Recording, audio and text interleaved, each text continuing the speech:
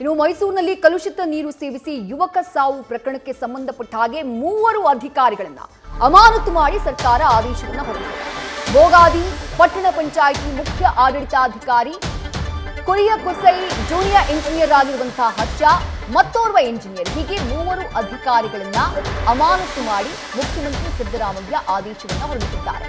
ಕೆಸಾಲಂಗಿಯಲ್ಲಿ ಕಲುಷಿತ ನೀರನ್ನ ಸೇವಿಸಿ ಓರ್ವ ವ್ಯಕ್ತಿ ಕನಕರಾಜ್ ಎಂಬಂತಹ ವ್ಯಕ್ತಿ ಪ್ರಾಣವನ್ನೇ ಕಳ್ಕೊಂಡ್ಬಿಟ್ಟಿದ್ರು. ಅದಾದ ನಂತರ ಇಡೀ ಗ್ರಾಮದಲ್ಲಿ ಪರಿಶೀಲನೆ ಮಾಡುವಂತಹ ಕೆಲಸ ಕೂಡ ಆಯಿತು. ಈ ಪ್ರಕರಣವನ್ನ ಬಹಳ ಗಂಭೀರವಾಗಿ ತೆಗೆದುಕೊಂಡಿದ್ರು ಮುಖ್ಯಮಂತ್ರಿ ಸಿದ್ದರಾಮಯ್ಯ ಅವರು. ಆ ಗ್ರಾಮಕ್ಕೆ ಹೋಗಿ ಪರಿಶೀಲನೆಯನ್ನ ಕೂಡ ನಡೆಸಿದ್ರು. ಈಗ 3 ಅಧಿಕಾರಿಗಳ ತಲೆದಂಡ ಆಗಿದೆ.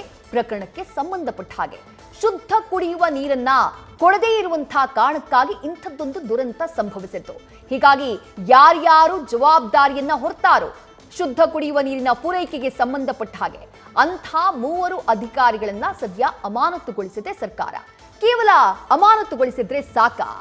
ಈ ಕಾಲದಲ್ಲೂ ಕೂಡ ಶುದ್ಧ ಕುಡಿಯುವ ನೀರು ಜನರಿಗೆ ಸಿಗ್ತಿಲ್ಲ ಅಂತಂದ್ರೆ ಅದಕ್ಕಿಂತ ದೊಡ್ಡ ದುರಂತ ಬೇರೆ ಯಾವುದಾದ್ರೂ ಇದೆಯಾ?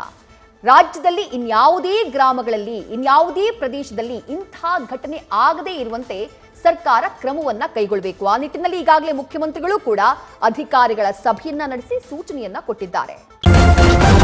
ನ್ಯೂಸ್ ಫಸ್ಟ್ ನಿರ್ಭೀತಿಯಿಂದ ನಿಮ್ಮ ಪರವಾಗಿ.